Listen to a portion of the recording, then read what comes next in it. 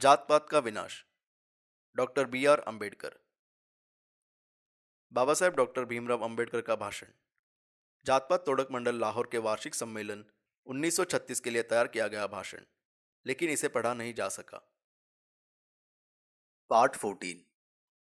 मेरी कल्पना का आदर्श समाज कैसा हो। यदि आप में से कुछ सज्जन जाति प्रथा के कारण समाज में पैदा हुए बुरे प्रभाव की दुखियादी कहानियां सुनते सुनते थक गए हो तो मुझे कोई हैरानी नहीं होगी। यह कोई नई बात नहीं है। इसलिए अब मैं इस समस्या के रचनात्मक पक्ष की ओर आता हूँ। मेरे द्वारा जाति प्रथा की आलोचना सुनकर आप लोग मुझसे यह सवाल पूछना चाहेंगे कि यदि मैं जातियों के खिलाफ हूँ तो मेरी दृष्टि में एक आदर्श समाज क्या है। मेरा आदर्श समाज एक ऐसा समाज होगा जिसकी नींव आज़ादी, बराबरी और भाईचारे पर आधारित हो। और ऐसा क्यों नहीं हो सकता है? भला भाईचारे के खिलाफ किसी को क्या ऐतराज हो सकता है? मेरे विचार में कोई ऐतराज नहीं हो सकता। इससे अलग मैं किसी अन्य समाज की कल्पना भी नहीं कर सकता। एक आदर्श समाज गतिशील होना चाहिए। यह ऐसे तरीकों, मार्गों व साधनों से भरपूर होना चाहिए ताकि एक भाग में होने वाले परिवर्तन दूसरे भाग में पहुंचाया जा सके। एक आदर्श समाज में भले के लिए ऐसे कई आपसी हित होने चाहिए जिनका आपस में जानबूझकर आदान प्रदान हो और जिनमें सभी भाग ले। कई तरह की रुचियां होनी चाहिए जो सहर्ष दूसरों तक पहुंचाई जाए और उनसे विचार विमर्श किया जा सके। समाज में दूसरे संगठनों के रिवाज, विचारों व व्यक्तियों के साथ निरंतर संपर्क व संवाद बना रहना चाहिए। बेरोक टोक मेल मिलाप होने चाहिए। दूसरे शब्दों में कहे तो वहाँ एक सामाजिक फैलाव होना चाहिए। यह भाईचारा है जो लोकतंत्र का एकमात्र दूसरा नाम हो सकता है। लोकतंत्र केवल सरकार का स्वरूप मात्र नहीं है। यह बुनियादी रूप से संगठित व सामूहिक जीवन जीने तथा संयुक्त रूप से बातचीत के अनुभव प्राप्त करने का एक तरीका भी है। लोकतंत्र का निचोड़ है अपने लोगों के लिए आदर और इज्जत का ढंग। क्या आज़ादी के लिए किसी को ऐतराज हो सकता है? कुछ लोग समाज में स्वतंत्र रूप से आवागमन के अधिकार का विरोध करते हैं, जिसका अर्थ है जीवित रहने व काम करने के अधिकार का विरोध। आज़ादी जिसका अर्थ होता है परिवार के लिए भरण पोषण के लिए, संपत्ति रखने और शरीर को स्वस्थ रखने के लिए, रोजी कमाने के लिए जरूरी वस्तुओं को रखने का अधिकार हो। यहाँ आज़ादी का कोई विरोध नहीं है। तो फिर किसी व्यक्ति की क्षमता के प्रभावी और सही ढंग से उपयोग में लाकर लाभ उठाने की आज़ादी क्यों नहीं दी जाए? जात पात का पक्ष लेने वाले जो जीवन, शरीर और संपत्ति के अधिकार को ही आज़ादी नहीं मानते, वे आज़ादी के इस स्वरूप को कतई स्वीकार नहीं करेंगे, क्योंकि इससे व्यक्ति को अपनी रोटी रोजी के लिए कोई भी अपनी रुचि का पेशा चुनने की आज़ादी आ जाती है।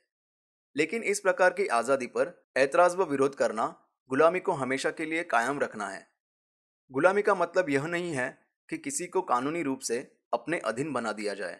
इसका मतलब समाज की वह स्थिति है जिसमें कुछ लोग दूसरों द्वारा दिए ऐसे आदेश मानने पर मजबूर कर दिए जाते हैं जिससे उनके व्यवहार व रहन सहन पर अंकुश व रोक लगाते हैं।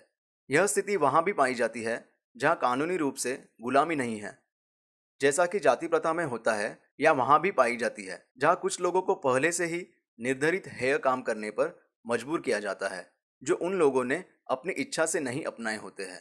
क्या समाज में समानता पर भी किसी को आपत्ति हो सकती है? दरअसल यह फ्रांस की क्रांति का सबसे अधिक बहस का विषय और प्रबल विरोधी नारा था। समानता के खिलाफ दावे में दम हो सकता है और लोगों को यह स्वीकार करना पड़ सकता है कि सभी लोग बराबर नहीं हो सकते, लेकिन इसमें क्या मतलब? समानता का विचार चाहे काल्पनिक हो, लेकिन फिर भी शासन करने के लिए इस विचार को एक सिद्धांत के रूप में स्वीकार किया जाना चाहिए। किसी भी व्यक्ति की शक्ति तीन बातों पर निर्भर करती है। पहला, शारीरिक वंशानुगत। दूसरा, सामाजिक विरासत या समाज द्वारा दी गई पक्की जायदाद अर्थात माता पिता द्वारा पालन पोषण, शिक्षा, वैज्ञानिक ज्ञान को अर्जित करना और अन्य सब कुछ जो एक व्यक्ति को किसी अज्ञानी के मुकाबले में अधिक योग्य बनाती है। और अंत में तीसरा, उसके अपने प्रयास। इसमें कोई शक नहीं है कि इन तीनों बातों में मनुष्य बराबर नहीं है, लेकिन इसलिए गैर बराबरी का व्यवहार करे क्योंकि वह हमारे बराबर नहीं है। यह एक ऐसा सवाल है जिसका जवाब समानता के विरोधियों को देना पड़ेगा। व्यक्ति विशेष के रूप में यदि किसी के प्रयास बराबर नहीं है तो उसके साथ गैर बराबरी का व्यवहार किया जा सकता है। हर व्यक्ति की शक्ति व क्षमता को पूरी तरह से विकसित करने के लिए उसे पूरा सहयोग व अवसर दिए जाने चाहिए। लेकिन यदि पहले दो कारणों से किसी व्यक्ति को असमान मानकर उसके साथ असमानता का व्यवहार किया जाए, जैसा कि किया जाता है, तो उसका क्या परिणाम होगा? बहुत स्पष्ट है। ऐसी स्थिति में ऐसे व्यक्ति ही आगे बढ़ने की प्रतियोगिता की दौड़ में चुने या जीत जाएंगे, जिनके पक्ष में जन्म, शिक्षा, पारिवारिक प्रतिष्ठा, व्यावसायिक संबंध तथा पुरखों से विरासत में मिली संपत्ति होगी। लेकिन ऐसी स्थिति में योग्य व्यक्ति का चुनाव नहीं होगा, बल्कि विशेष अधिकार प्राप्त व्यक्ति का ही सिलेक्शन होगा। इसलिए तीसरी श्रेणी के लोगों के साथ असमानता की बात करती है, वही ताकतें यह मांग करती है कि पहली दो श्रेणी के लोगों के साथ जहां तक हो सके समानता का व्यवहार किया जाना चाहिए। दूसरी ओर इसका उल्टा यह आग्रह किया जा सकता है कि सामाजिक संगठन के लिए यह लाभप्रद है कि उसके ज़्यादातर सदस्यों का सहयोग मिले। तो यह तभी संभव है जब उनके साथ दौड़ की शुरुआत से ही जहां तक हो सके बराबरी का व्यवहार हो। अर्थात समाज में एक सदस्य से अच्छा लाभ तभी लिया जा सकता है जब उसे बराबर बना दे। यही एक कारण है जिसकी वजह से हम समानता को अस्वीकार नहीं कर सकते। लेकिन दूसरा कारण यह भी है कि क्यों हमें समानता को स्वीकार करना चाहिए। एक सत्ताधारी व्यक्ति या राजनीतिज्ञ को आए दिन कई लोगों से मिलना पड़ता है। उसके पास न तो इतना समय होता है और न ही यह जानकारी कि वह हर व्यक्ति को अलग अलग पहचाने और उसके अनुसार ही व्यवहार करे। अर्थात हर व्यक्ति की आवश्यकता, उद्देश्य या उसकी योग्यता या क्षमता के अनुसार उससे व्यवहार करे।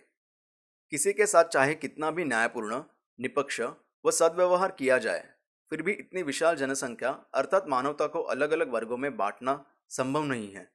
इसलिए सत्ताधीश को सीधा साधा नियम अपनाना चाहिए, और वह यह है कि सभी के साथ समान व्यवहार हो। सिर्फ इसलिए नहीं कि वे सब एक समान हैं, बल्कि इसलिए कि उनमें वर्गीकरण या श्रेणी के आधार पर बंटवारा संभव नहीं है। समानता का सिद्धांत स्पष्ट तौर से एक भ्रम है, लेकिन यह सब कुछ होते हुए भी यही एक रास्ता है जिससे कोई सत्ताधारी राजनीतिज्ञ राजनीति में आगे बढ़ सकता है, क्योंकि राजनीति पूरी तरह से एक व्यावहारिक काम है जिसकी परीक्षण की कसौटी भी पूरी तरह से व्यावहारिक होती है।